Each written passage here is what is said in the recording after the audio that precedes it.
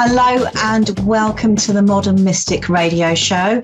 You're listening to A1R Psychic Radio, the world's #1 psychic radio network. My name is Mystic Sarah, and today I am joined by somebody who I'll introduce in just a moment. But before I do that, I'm just going to remind you a little bit about how I work. So I'm a professional psychic medium, have been for over 30 years. Work with a variety of different methods, different tools, and I also have my own private practice here in the UK. This weekend on Saturday, I am running a spiritual business masterclass. So if you want to get involved with that, join my Facebook page, which is Mystic Sarah, or you can look at Modern Mystic as well. Failing that, you can visit my website on www.modern-mystic.co.uk. Okay, so I'm very excited to welcome in a very, very special guest. His name is Iain Mason. He's a psychic medium and he's also a way guide. So hi, Iain, how are you? And welcome to the show. Hello, Sarah. I'm very well, thank you. How are you? And hello, everybody. Oh, thank you. Now, just explain, what is a way guide? Well, what a way guide is for me is about resonating and understanding that we're a multisensory being rather than a human being, and allowing ourselves to realise that actually we're in tune with far more than we've been told, to the point that we can actually feel it and know that there's something beyond what we recognise for most of our lives. That resonates with us, that almost is communicating on some level with us. And it's to allow you to get in touch with your spirituality, to bring that courage, to have faith, to explore that and see how that can guide you on your way in life, or on your path, but way with a capital W. Okay. And so how does that differ from a normal psychic reading? Well, the beauty of this is that I once described it as almost when we go into training and we sit in a circle as mediums, we're always taught to sort of open up and connect, to open your chakras, project up, and all the rest of that. But if you're not actually in tune with it anyway and familiar with it and how it resonates with you, I feel you're almost sometimes learning to run before you can walk. So the beauty of this is it gets you in tune with you, it tunes you into what's out of you and helps you understand your connection before you go out trying to connect. So you're already oven ready.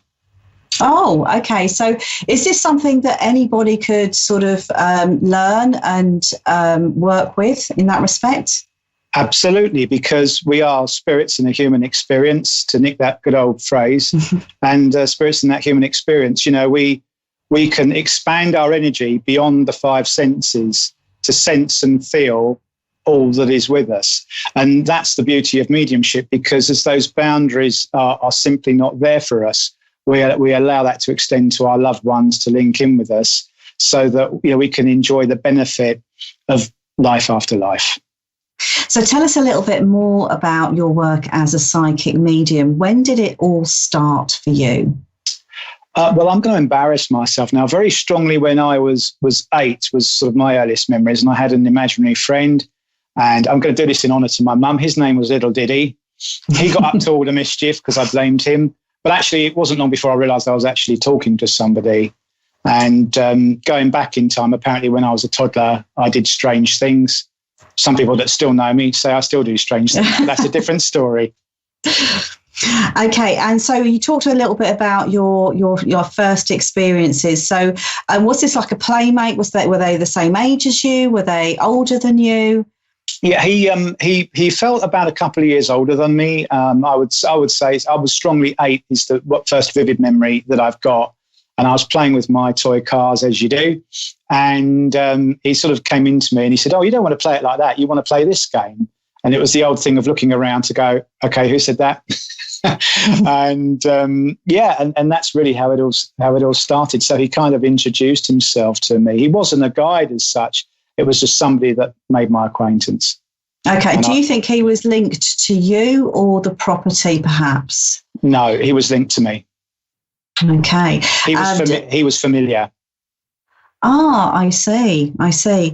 So tell me about your most significant experience as a psychic medium? What's been the most jaw-dropping moment for you?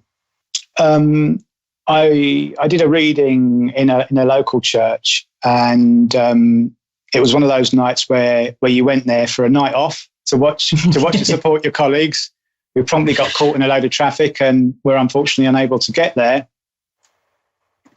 And the funny thing was that this lady was the last reading, and she'd missed her mum's passing, and her mum was rushed in after a trauma or a road accident, and it was quite graphic. And as I read for this poor lady, her eyes was running, her nose was going, the nose was sort of hitting the floor. It was, and I said, "You sure you're happy for me to continue?" And this went on for several times, and she looked in a hell of a state, bless her.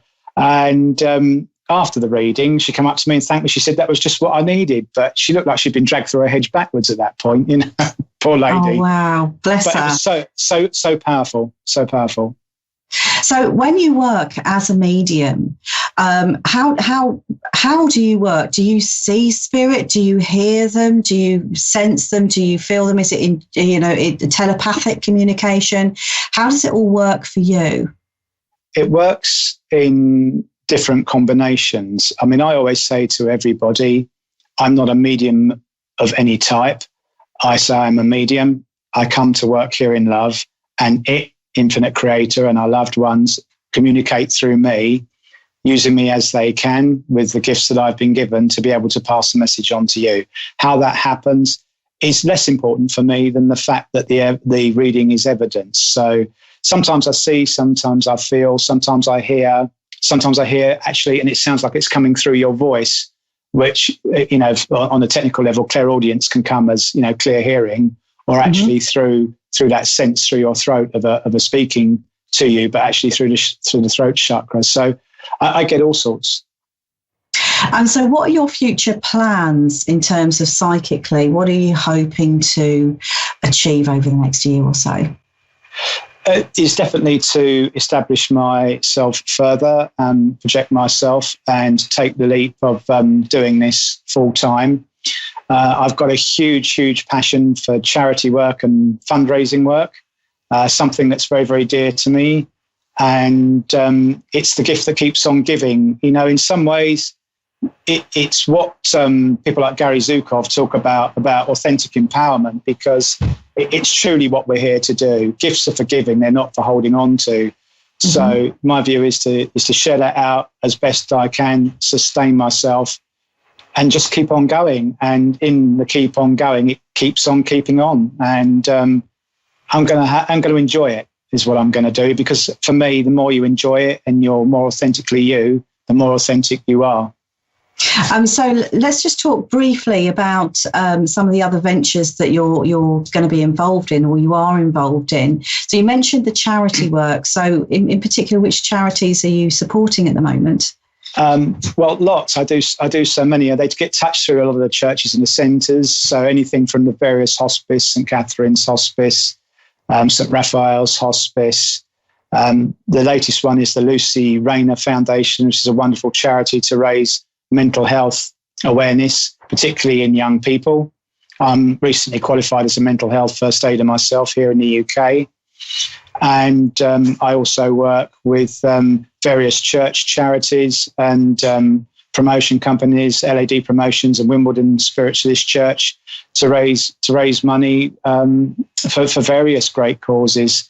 And it's just so great, because at the heart of most of the places that I work at, there's a charity link and a donation at some point on some level, which is great.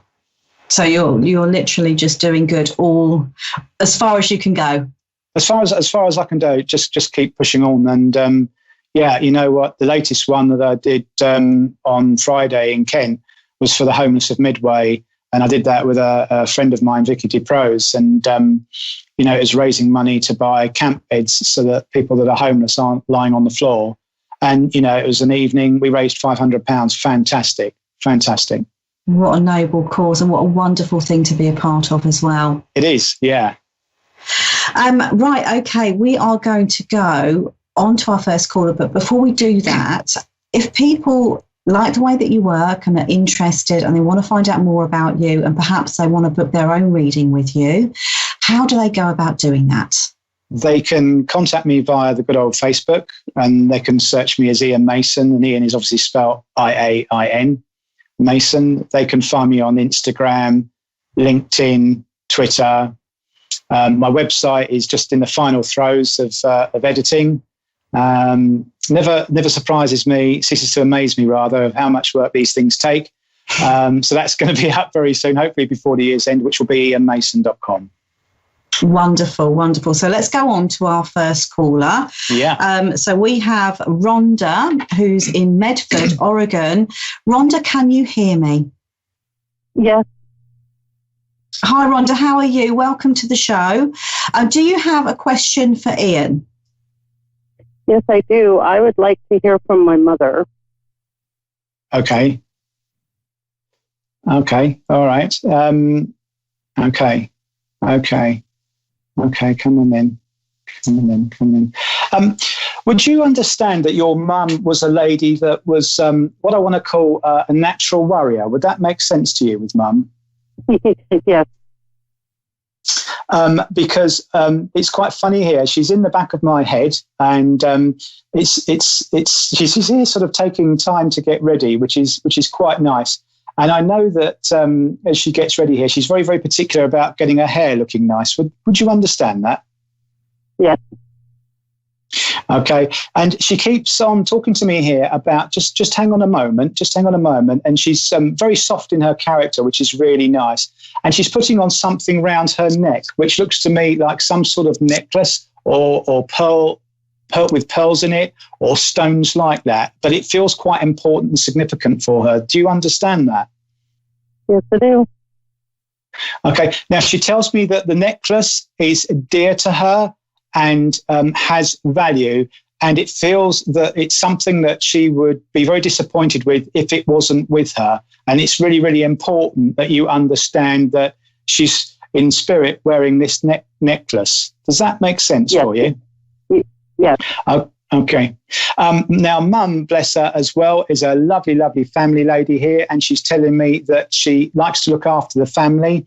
And I would describe her as a feeder because she's a good cook. And nothing's too much trouble. And everyone that comes round, she wants to bake them something or give them sort of like baked goods. So I'm seeing pies and things like that. Do you understand that with her? Uh-huh. Okay. She's just talking to me here at the moment. She says that your head has been a little busy, and she says you've had a little bit of an upset, which has knocked you sideways or almost left you feeling a bit... not like you've had your insides ripped out, but you've had your breath taken away. Does that make sense for you? Yeah. She's just talking to me here that it's wobbled your heart, bless you, darling, and we were not going to talk about personal stuff over the air. But I know that she says to me that it's given you butterfly feelings, but she doesn't want you to worry. Okay. Do you understand that? Yes, I do. Okay. And as she comes close to me here, she's just bringing me back to a childhood memory, which is quite sweet because she talks about your favourite doll. And when you were very little and you were upset, mum would come along and sit on the edge of the bed with you there with the little doll. And it looks like she puts her between the two of you and puts her arm around you. And her consoling would be just letting you chat it all through. And she says she cheers you up or used to cheer you up by telling you little stories. Do you understand that? Yes. Okay, because that's what she's doing right now. She's come along and she's sat beside you, and she's brought your little doll here. And I know that she whispers in your ear, everything will be all right. And she kisses you on the cheek. And I know that she would have done that in the lifetime. Yeah. And that's just her way of consoling you. I know she has an awful lot of love. And I know here that if you cry, she cries. And she wipes away her own tears. And she offers this as a symbolic gesture of strength for you, so that if she can wipe away hers, you can wipe away yours. But I also feel that she would have done that when you were small as well. Yes. She's just acknowledging here. She wants to acknowledge the lady with the L name, and I can't understand what she's saying to me here. But it's like a lie or a Lee or a name like that she's trying to get through to me. Okay. I don't know if you can understand that. I don't know where the L name comes from. Okay, all right. And she's also given me either a reference or a name of baker. I have no idea. Okay, well, hold on to that. It may play out in time for you. Okay, so we're going to have to leave this here for now because we've got another caller wanting to come through. So thank you very much, Rhonda. I hope you found that really helpful. Thank you. You're welcome. Thank you. Take care. Okay, so we're going to welcome in Courtney, who's in Loveland in Colorado. Courtney, can you hear me? Yeah. Hi, Courtney. Welcome to the show. My name is Mystic Sarah. I'm going to be handing you over to Iain. Do you have a question for Iain today? I don't really. Okay, so a general? It is a general, but I do want to. Is he? Are they medium also? Yeah, Iain is a medium. Yes. Oh, okay. So, yeah, I want to find out about my friend Troylene's death. I'm sorry, my friend, her name was Troylene. She died 2 years ago, and it was uncertain circumstances. Okay. Okay. It's okay if nothing comes to you. That's fine either way. No. That's all right. I'm just seeing what comes. I mean, you've just told me there that there are odd circumstances with it. But do you understand either almost being the sense that I'm getting of a lady around me is almost of an ambush. It feels like that for me. Amber? No. Ambush. Because I just feel. Oh, yes, ambush, yes. Yeah. Because I almost feel that I've been scared or surprised or shocked or shaken, and it's almost like people have either come up on me or around me, or I've found myself all of a sudden feeling very uncomfortable. Mm-hmm. Yeah, she was in a house fire, but she came out with like a black eye, but she died at the hospital. So we're not sure what happened to her because she had drugs in her system that she doesn't do. And the people who got out of the house, they got out and left her. So I'm not sure. I mean, I just get the sense of this lady for that as she's there. It almost feels like an ambush because I've just got this, as I said, this sense of surprise. I'm feeling very, very uncomfortable. I just get this sense that either she would have either been expecting somebody and somebody would have come, but I feel that these people would have brought more people. I know you've almost said that there were a few people in the house, but she's making me feel very, very sick here. And I feel very, very sick in that I'm not comfortable with the people that are present. Exactly. I do get this feeling that in either the week or two leading up to her passing, I get the feeling that there were new people coming into her life that she didn't know, and they were introduced to her. And I also get the feeling that some of these people would have been people that would have come to the house that night, because I feel that whilst I don't know them, some of their faces are familiar. That's how it feels for me. Okay. She also feels, she was very uncomfortable. She did not like the house. Okay. Right. But she also feels very, very slender for me, and I feel that she was under a little bit of stress and duress in the last 2 weeks of her life. And if this is your friend that I have here, I feel that I was very, very nervous, very anxious, and I'm not eating properly, and I've got a weight loss. I'm seeing her as well with curly hair or like a wave in the hair here, and the hair coming down to about shoulder length here.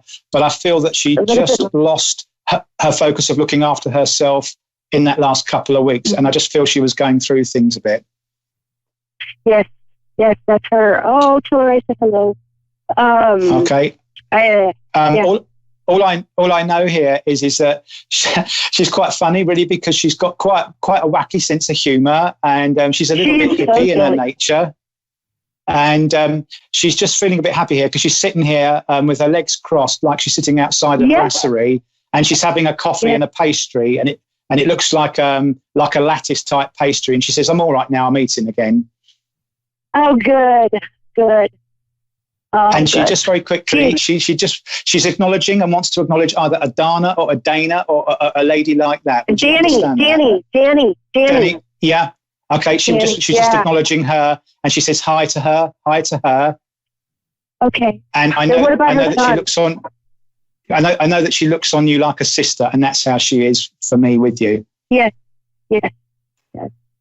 And Danny is her sister that is taking care of her son.